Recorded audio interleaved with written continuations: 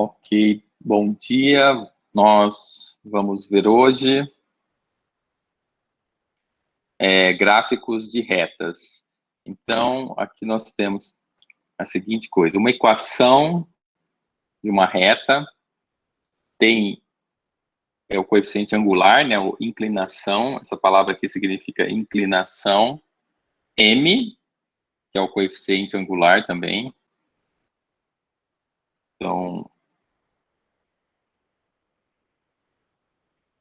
a tradução da palavra é inclinação,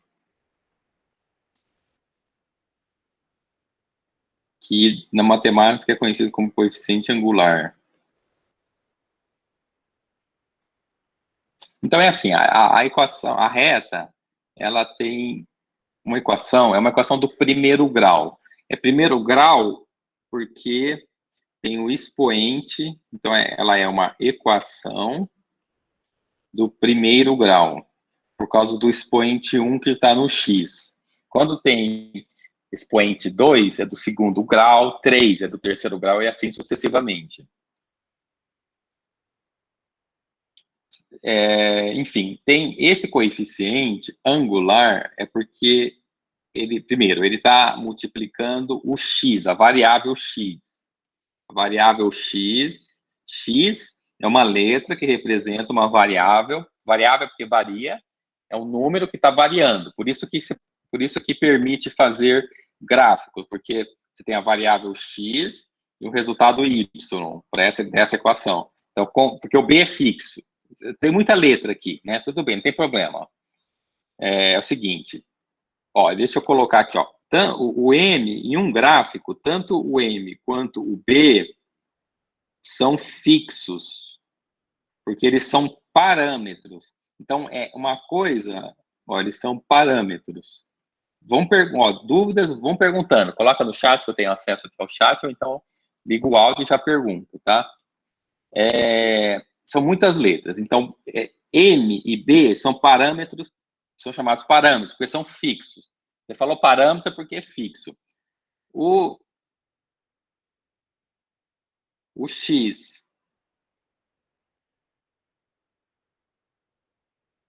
e o Y são as variáveis. Então, assim, muito simples.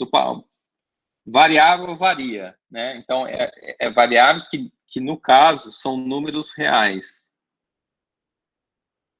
Números reais. Porque você poderia ter gráficos a partir de outras variáveis, números inteiros, números naturais, eventualmente frações. Quer dizer, não deixa de ser números reais, né? Mas, eventualmente, tendo mais de forma discretizada, assim, sem ser uma linha contínua. Mas aqui o que vai interessar é nos números reais mesmo, na reta real. Deixa eu ver. O que mais? Então, aí aqui é o seguinte, onde que está a informação do M? A informação do M, ele está nesse ângulo, tá?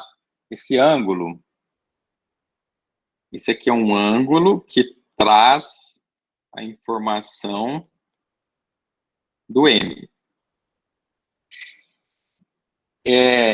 Outra coisa, e o B, né? O B vai ser sempre o ponto onde a reta cruza o eixo Y, porque quando a reta cruza o eixo Y, é quando nós temos x igual a zero. E você fazer x igual a zero nesta equação, vai resultar y igual a b. Fazer x igual a zero nesta equação, esse termo cancela, zera, né, sai, tá tudo zero aqui, sobra y igual a b. Então, o b é o ponto onde a reta cruza o eixo y. E aqui também você tem um outro ponto, né, que você poderia calcular aqui, você teria um certo x fazendo y igual a zero.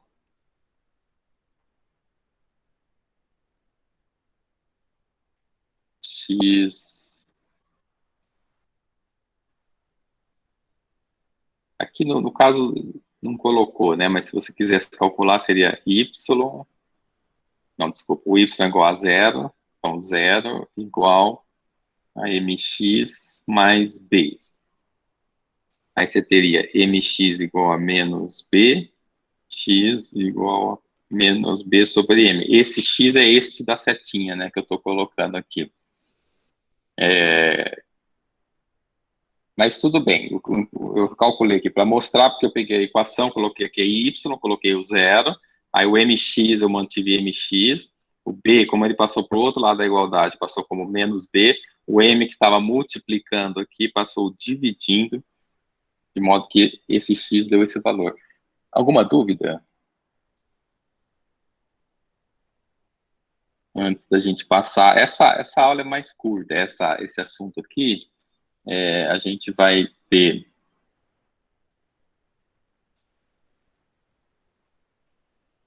alguns exemplos, mas se quiserem perguntar aqui sobre essa parte.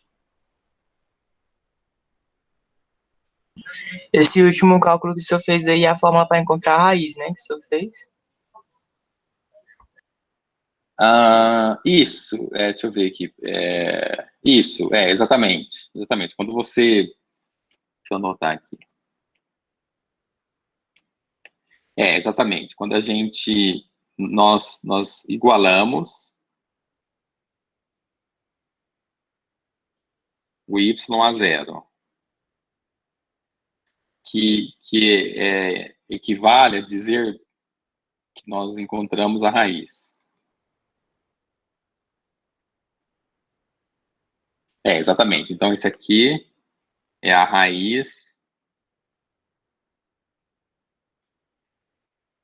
da equação, que eu vou reescrevê-la aqui, da equação y igual a mx mais b. Então, é o seguinte, ó, o m, tanto o m, vírgula, quanto o b, pertencem aos reais. Ou seja, m e b são números reais também, certo? É que aqui, você vê, é literal, né? Aqui a raiz, nós obtivemos a raiz em função dessas duas letras, mas nós veremos aqui nos próximos exemplos que eles são valores específicos. A gente não vai ver com letra. A letra aqui é só para colocar a reta de uma forma geral, mas nós veremos com números específicos, né? Então, muito boa essa pergunta. Alexandre? Bom dia. Todas as vezes que a gente encontra uma raiz, significa que tem um valor positivo e outro negativo que satisfaz a equação? Então, ótima pergunta. Então, esqueci até de mencionar aqui, ó. Então, com relação a essa pergunta, então vale a pena complementar aqui, ó. Que uma equação do primeiro grau vai ter uma raiz. Uma equação do segundo grau vai ter duas raízes. Então, isso que você perguntou, se é uma positiva, não, nem sempre é uma positiva e uma negativa. Às vezes são duas positivas, duas negativas. Às vezes não tem solução real, não tem raiz real, mas tem raiz complexa. Então, toda equação de segundo grau tem duas raízes, sempre. Mesmo que não seja raiz real ou complexa, sempre são duas. O que acontece é que essas duas, elas podem ser iguais. Então, quer dizer, você poderia falar que é uma só, mas você pode chamar que são duas. É uma raiz dupla, né? Aí é só uma questão de nome, assim, interpretação. Alguém quer perguntar? Não, então, no caso do x quadrado, é o caso à parte. Só vai dar o caso do x quadrado... Como é que é?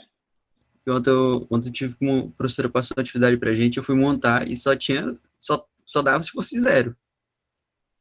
Só tinha uma raiz, né? X quadrado. É uma equação de grau 2, mas resolve em zero.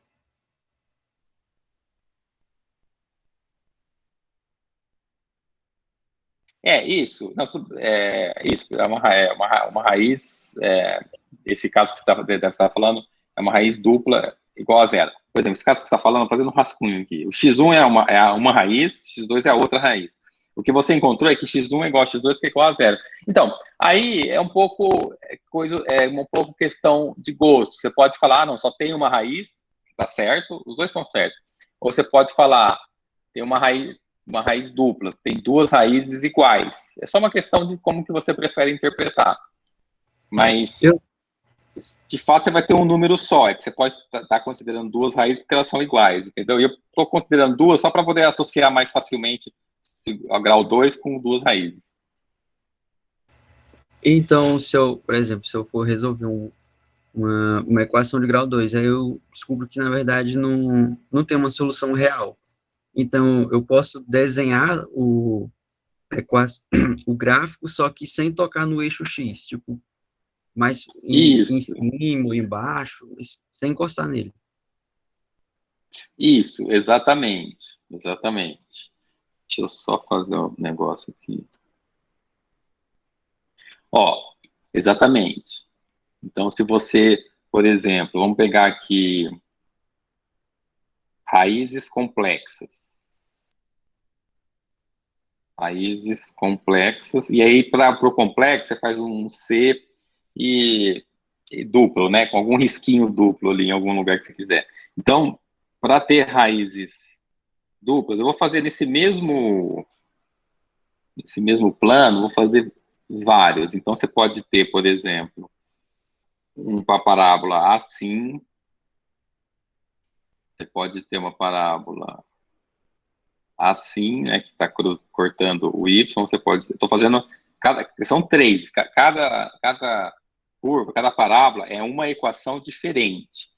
No sentido, assim, ela é do segundo grau, porque vai ter o x quadrado, mas vai ter outros números multiplicando, por exemplo, se você tem aqui y igual a x quadrado mais bx mais c.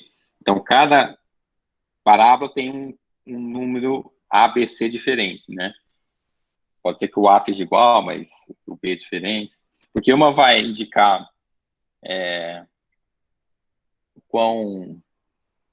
essa elasticidade aqui da parábola, que seria mais aberta, mais fechada, ou ela pode ser dessa mesma forma, só que virada para baixo. Mas o importante aqui, né, que o Marcos... quer dizer, o importante é que ela não toca o eixo X, né? Esse é o ponto. As raízes complexas não tocam o eixo X. Isso aqui eu estou falando um pouco, é a mais do que é o conteúdo deste módulo, por causa da pergunta, só para já ir adiantando algumas coisas que vocês verão, que é um conteúdo já do ensino médio também, né? É um conteúdo do ensino médio, mas também é um conteúdo do ensino superior, porque a gente retoma no ensino superior todos esses conceitos, né? Só que isso que eu estou falando aqui é da equação do segundo grau, né? E esse módulo é do primeiro grau. Então, é desse jeito que o Marco observou. Então, lembrando que eu vou colocar aqui embaixo, ó, o jeito que estava antes, na forma literal. Né? Na forma literal é mx mais b. Então, este b, que é quem está sozinho aqui, que neste exemplo aqui, o b é 1/3, tá? Então, neste exemplo, b igual a 1/3 e m igual a 2/3. Porque o m vai ser... Então, assim, a inclinação é quem está multiplicando o x. Sempre. E eu... como é que a gente está traduzindo? Intercepta em y, né? Estava colocando na forma de verbo aqui.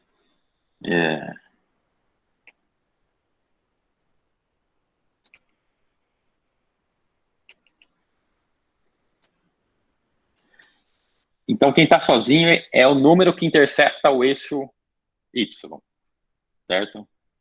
Então, aqui eu vou colocar de um jeito mais informal. Ó, sozinho. Sozinho que eu estou falando é com relação a x, né?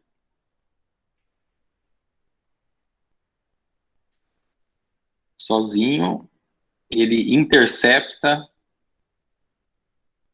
o eixo y. Alguma dúvida? Perguntem se tiver alguma coisinha não completamente clara. Deixa eu ver uma dúvida aqui no chat. Nesse caso, dos números complexos, teríamos que adotaram outro plano cartesiano com números reais e imaginários. Ah, excelente pergunta aqui da Ramila. Esse aqui, eu vou respondendo essa pergunta enquanto vocês pensam se querem perguntar alguma coisa desse slide 2 aqui. Exatamente, porque assim, ó, no plano complexo, então só para dar uma complementada aqui na explicação, né?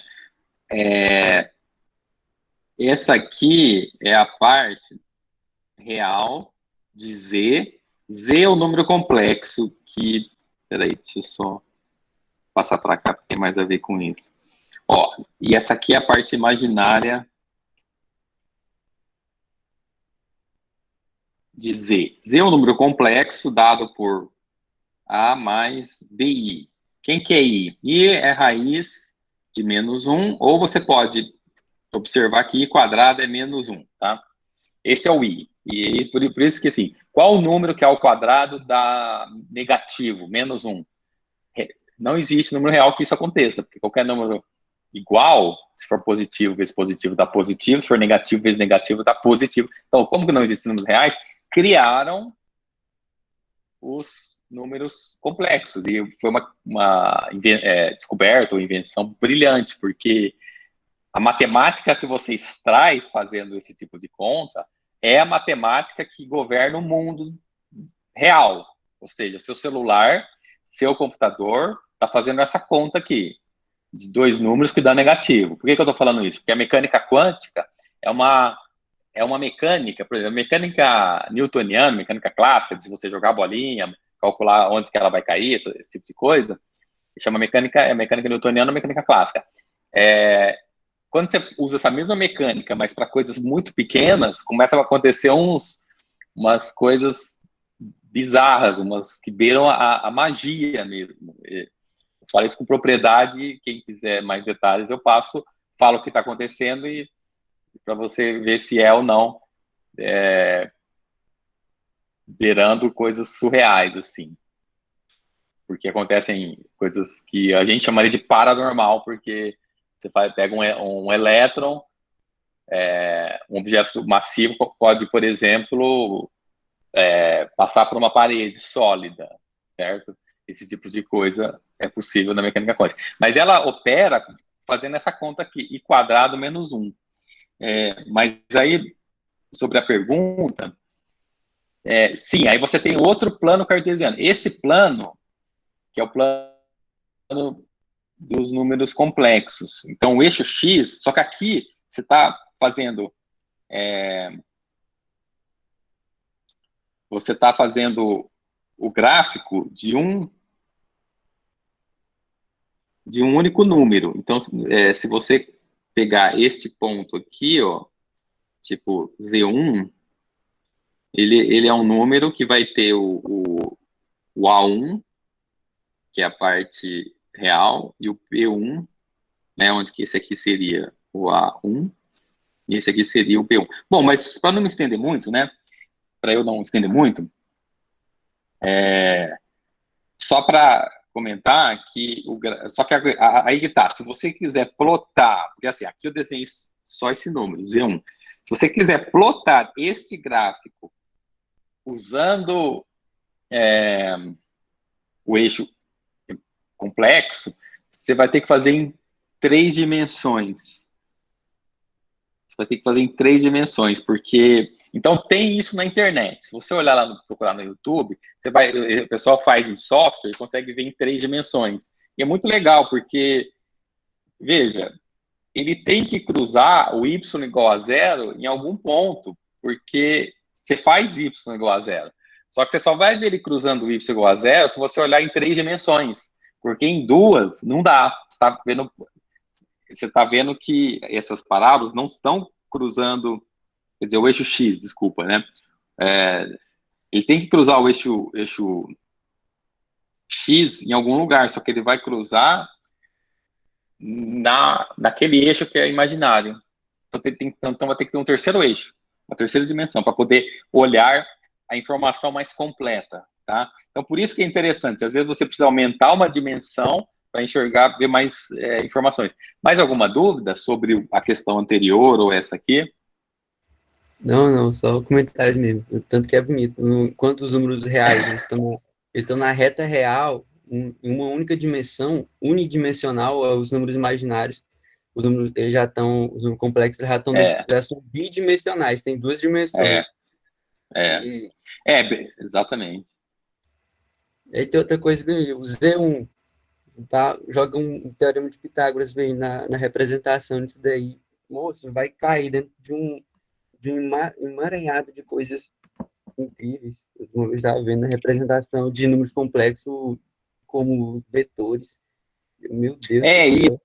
Exatamente. Ele se assemelha, ele é um vetor, no caso, no sentido matemático mesmo, mas ele se assemelha também ao vetor euclidiano, porque, de fato, ele tem duas coordenadas, né, A1, B1. E esse que você mencionou para usar o Pitágoras aqui, a hipotenusa, no caso, é o tamanho do número, que vai ser dado pela raiz quadrada do A1 quadrado mais B1 quadrado, né? Então, de fato. Agora, isso que você falou, então é interessante, porque os números complexos são bidimensionais, depois você tem outros números com mais dimensões. Os quaternions, eles são quadridimensionais, tem 4 dimensões, porque tem uma real, e agora tem 3 complexas, entendeu? Tem esse mesmo I, só que é IJK, sendo que I quadrado, J quadrado, K quadrado é menos 1. Só que aí, isso foi esses números, não é assim, você sai inventando um número de qualquer jeito, não. Eu quero um número que seja assim. Não, você só cria um sistema numérico se ele conseguir satisfazer os axiomas de um número. Então, por exemplo, se você tentar fazer um com 3 dimensões, não sei se vai funcionar. Pode ser que funcione, mas teria que tentar. E tem que descobrir as regras corretas de multiplicação. Os quaternions levou 10 anos para o Hamilton, um grande matemático, que aparece o nome dele aí, vocês vão ver, quem faz física, Hamiltoniana, aparece. Então, o Hamilton, um grande matemático, ele levou 10 anos para descobrir qual é a regra que o IJK deveria ter para que aquilo formasse o sistema numérico, né? E aí já são números de 4 dimensões. Depois tem os octônios, que são números em 8 dimensões. E depois tem um outro que eu não sei o nome. Quer dizer, e aí por aí, e esses são só os que eu conheço, né? Tem pessoas que se dedicam a vida inteira, não só para a teoria dos números, como às vezes a vida inteira para um tipo de números. Eu tenho um interesse muito forte em um sistema numérico que eu faço pesquisa, que é os ordinais transfinitos ômega. Eu devo ter comentado aqui com vocês. Mas a coisa mais fascinante que eu descobri recentemente, publiquei na forma de artigo científico, é que você pode, por meio desses números ordinais transfinitos, dividir por zero. Isso é fascinante. Porque divisão por zero, até hoje, é uma propriedade proibida. Assim, se você pode falar para qualquer um, você fala, não pode dividir por zero, não pode. E tá certo, igual eu falava antes, não pode, nenhum número ao quadrado vai dar negativo, nenhum número ao quadrado tá certo, mas você tem que corrigir. Não, nenhum número real, aí apareceram os complexos. Agora, a divisão por zero, segundo o que nós fizemos, se estiver correto, parece que está, você pode dividir por zero, é fantástico, é uma revolução, na minha opinião. Né? Mas o Marcos quer falar aí, que ele ficou empolgado. Quando o senhor tinha enviado, o senhor disse que ia enviar para quem quisesse, essa uma mensagem lá no privado seu, eu tinha mandado, o senhor me enviou. Quando eu olhei para aquilo ali, eu pensei também isso aí, esses números são muito grandes, então acredito que dá para, no caso aqui, divisão por zero não vivenciar algo impossível para eles.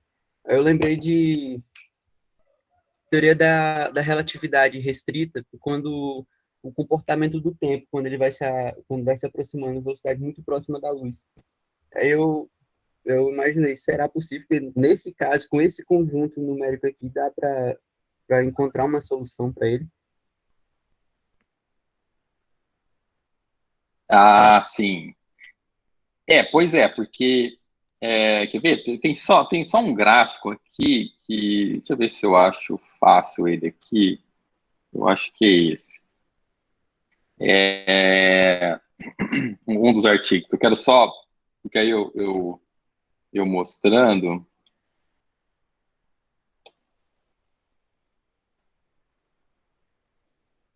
Aqui, esse gráfico aqui, deixa eu baixar aí, o artigo. Eu quero mostrar um gráfico, só para entender. Aqui, ó. Peraí. Ó. Então, esse aqui é um artigo, é um dos artigos, tá? Esse artigo não é exatamente o que faz a divisão por zero, não. Ele é um artigo que eu pus matemático-filosófico, tá? É um artigo matemático-filosófico, porque tem elementos de matemática e elementos de filosofia. Mas o que eu quero só mostrar é que, olha que interessante que acontece aqui. A reta real... Deixa eu abrir onde eu possa rabiscar. Ó, e também apontar, né? Ó, olha que coisa interessante. Normalmente, a reta real, ela é esticada assim, né? De forma que aqui tem o zero, aqui tem o mais infinito e aqui tem o menos infinito. E esse ômega, então, esse ponto aqui, ele está sendo equivalente ao mais infinito e o menos infinito, tá? Ó, então, assim, tem que tomar cuidado, porque, assim, quando você está lidando nos reais, uma coisa é mais infinito, outra coisa é menos infinito. Agora, o que eu percebi, né, e fiz nesse artigo e nos outros que precedem ele, que são vários, até chegar a essa conclusão, são vários, tá? Tem uns 3 ou 4, sendo um deles a aritmética dos ordinais, que é bem completo. Mas, então, o que acontece? Olha o que está acontecendo. Essas duas pontas, o menos infinito está encontrando o mais infinito na aritmética dos ordinais transfinitos. O ômega, esse ômega é o chamado ordinal transfinito, só para saber quando eu estiver falando. Estou falando desse ômega. Então, o ômega, quando você está no sistema no ômega, o que ele faz? Ele curva a reta real e faz o mais infinito se encontrar com o menos infinito. E vocês vão ver no período que vem em cálculo 1, uma coisa chamada limite. E depois vocês vão ver que para o limite existir, a primeira coisa que vocês veem primeiro uma revisão de gráfico, de funções, né? Para depois ver limite. Aí o limite, vocês vão ver que quando os limites se encontram, existe o limite. Então, eu estou falando só de forma geral, que não é para entender, é só para conhecer o fato, né? Porque vocês vão ter mais detalhes. Só que o ponto é que na divisão por zero, você pega a equação 1 sobre x, uma dá menos infinito de um lado, no zero, né? No zero, uma vai para o menos infinito, outra vai para mais infinito. Aí você fala, elas não estão se encontrando, porque uma está indo para mais infinito, outra está indo para menos. Só que quando você insere e trabalha nos ordinais transfinitos, o menos infinito se encontra com o mais infinito. Então, o pessoal aí mais da nossa linha nerd, quando tiver com a professora Shir no período que vem, e ela apresentar para vocês o limite de 1 sobre x, que é a divisão por zero, e falar que não existe, vocês levantam a mão e falam assim, olha, tem um sistema numérico em que o menos infinito é igual ao mais infinito. E eu vou passar de novo para vocês o link dos artigos, né, para quem tiver interesse, especialmente o da aritmética, que é o mais extenso, né. Mas só o que eu queria mostrar é isso, que o menos infinito se encontra no mais infinito e depois esses infinitos vão crescendo. A cada 3 pontinhos aqui, ó, tem esses 3 pontinhos, você sobe um degrau do infinito. Quando você tem outros 3 pontinhos, você está subindo outro degrau do infinito. Então, é como se fosse o infinito, tipo assim, tem 2 conjuntos de 3 pontinhos, é o infinitamente infinito, porque você passou de um infinito e depois você passou de outro infinito. E é curioso que tem como fazer isso, tá? A gente tem a noção que infinito é uma coisa só, não, mas o infinito é um infinito, uma infinitude de... Mas é fascinante esse... Então, eu quis dizer que eu faço pesquisa nessa parte, né? E que tem a ver com o sistema numérico, que tem a ver com o que a gente estava falando aqui, dos números reais complexos, né? Ninguém Então nunca é o tinha me seguinte, falado ó. sobre isso daí, professor. Não, ninguém também nunca me falou. Eu descobri isso há 3, 4 anos atrás, num livro chamado Roads to Infinity, do John Stilwell. É um matemático hoje aposentado, brilhante, que tem esse livro fantástico. Tem vários livros. Então, porque o senhor fala sobre os limites. No caso, aí quando vai tender a zero para um lado, um vai por exemplo, tende a zero pela direita, um vai para mais infinito, tende a zero pela esquerda, outro vai para o menos infinito. Vai para 2 pontos distantes. No caso dos números transfinitos, eles não vão para 2 pontos distantes, eles só vão para o mesmo ponto em caminhos diferentes. Isso, exatamente. É exatamente isso. Quando você foi falando, eu lembrei que dá para fazer o gráfico rapidamente aqui. Então, esse gráfico que vocês estão olhando é o de 1 sobre x. Então, se você olhar no zero, aqui não tem muito como dar zoom, porque eu estou no aplicativo. Mas se você olhar no zero aqui do gráfico, você vai ver, pela direita, você vai ver que essa curva em azul está crescendo vertiginosamente. Ou seja, se você se aproximar pelo zero, se aproximar do zero pela direita, vai dar mais infinito. Se você agora olhar a parte de baixo da esquerda, da azul, se você se aproximar do zero pela esquerda, pelos números negativos, você vai ver que vai decrescer vertiginosamente, ou seja, vai para menos infinito. O ponto é que o pessoal fala, então não existe esse limite, porque os limites, para existirem, tem que ser a mesma coisa, tem que ser igual, né? De um lado do ponto para o outro lado do ponto. Eles têm que convergir para o mesmo número. Esse é o ponto.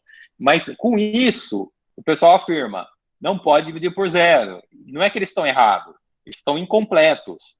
Tem que falar, não pode dividir por zero. Deixa eu ver como é que corrigiria isso. Porque tá tirando no conjunto dos números reais e complexos, não pode dividir por zero. Então, tá certo. Que nem antes você falava, não pode nenhum dois números a negativo. Não pode, nos reais. Nos complexos pode. Agora, nos reais e complexos, não pode dividir por zero. Mas nos transfinitos pode. Isso é muito revolucionário. Divisão por zero. E pouca gente sabe disso. E vocês são um desses poucos privilegiados que sabem disso. Ó, aqui é o seguinte, são gráficos bem curtinho, tem esse mais um, esse conteúdo e mais um, aí eu paro a gravação, né, para a gente continuar conversando. Aqui são retas, linhas. Então, essas linhas a gente traduz como retas. Então, são retas verticais e horizontais. Uma equação da reta vertical, então assim, ó, equação reta vertical.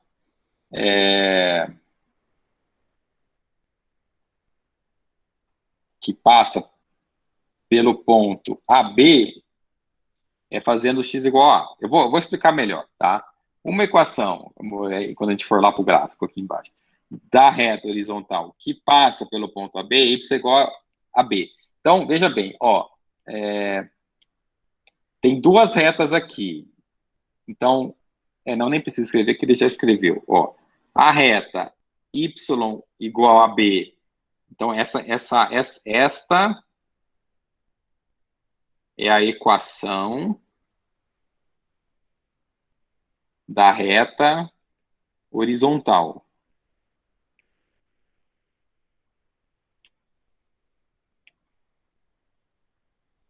E esta, vou explicar melhor, tá? Só estou complementando aqui. Essa é uma equação da reta vertical, que é a que está em azul. Tá? Reta em azul, vertical, em vermelho, horizontal. Só que o ponto, você vê, essas duas retas passam pelo mesmo ponto, AB. Então, porque esse ponto aqui, x igual a A, é o ponto que x é igual a A, ó, você vê o A aqui, e y igual a B, você está vendo o B aqui, ó.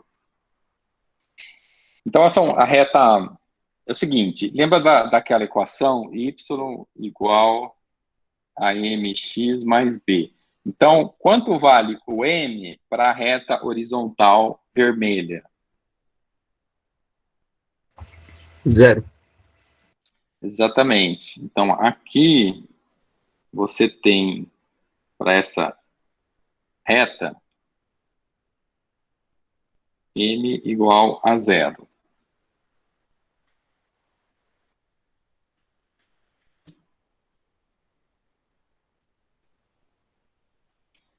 E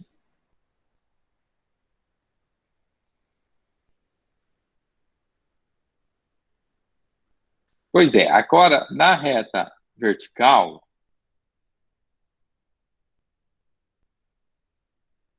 não tem M.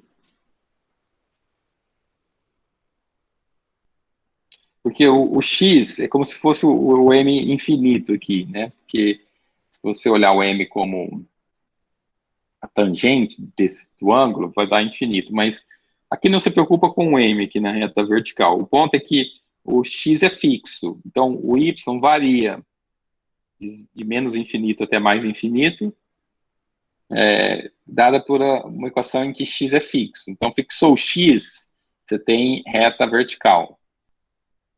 Então, na reta vertical, qual que é a característica da reta vertical?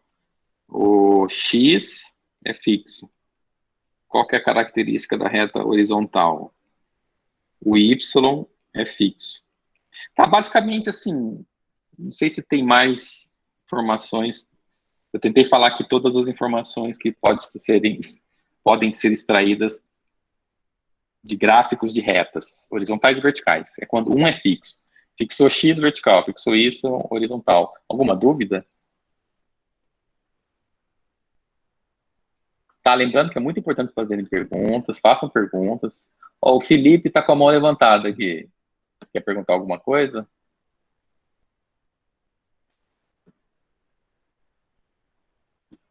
E ninguém? Então aqui a gente vai ver exemplos. Então, vamos primeiro entender aqui o que está escrito, né? Aqui, exemplo 5. Retas horizontais e verticais. Olha como é que lê no português, né? Foi lá no final para depois vir uma. Então, retas pode ser verticais e horizontais, ou você pode. O certo seria assim: retas, verticais e horizontais. Então, só esse retas é que veio para trás aqui, tá? Para português. Uma equação de uma reta vertical. Então, a equação de uma reta vertical que passe pelo ponto 3,5 tem um x igual a 3. Pois é, olha só, se você já deu o ponto que ele passa, como aqui é x e aqui é y, e na vertical o x é fixo, então o x igual a 3 define a reta vertical.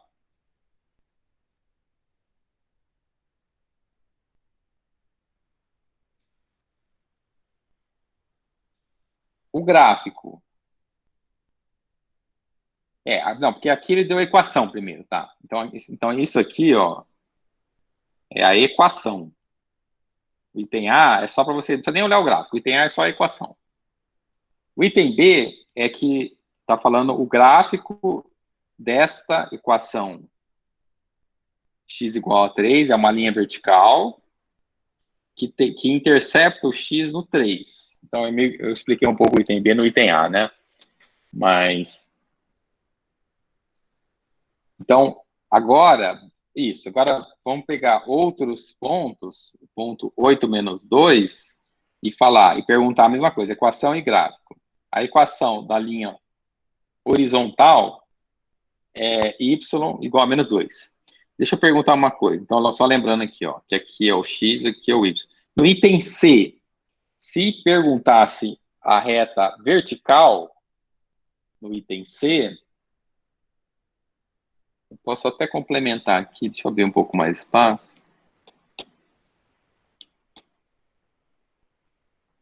Ó, se fosse item C, se fosse aqui, equação,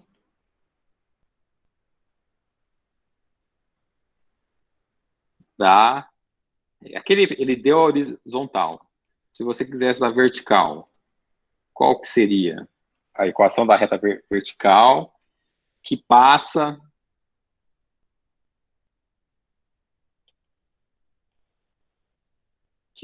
por 8 menos 2. Então, Lembra que a reta vertical fixa o x. Porque tem que lembrar um pouco geometricamente, né? Se ela é vertical, é o y que está variando e o x está fixo. Se o x mas o x está fixo em qual número? É só olhar o ponto que ele passa. Um dos pontos que ele passa, né? Nesse caso, x igual a 8. Ah, eu ia perguntar para vocês falarem e acabei respondendo. Então, mas o que ele deu aqui, a reta horizontal que fixa o y, é só você olhar um dos pontos que ele passa aqui, excitado, é igual a menos 2. Agora, o gráfico da equação y igual a menos 2, então, fixou o y, que é a do C, né? Y igual a menos 2 é essa que está em azul. É uma reta horizontal que intercepta o y em menos 2. Então, aqui, olha, menos 2 é a vertical, desculpa, é a horizontal, vou por aqui H de horizontal, e aqui é a V de vertical. Alguma dúvida?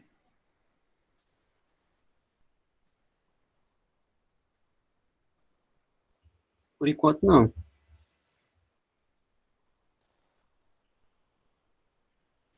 Certo. Então, deixa eu parar a gravação.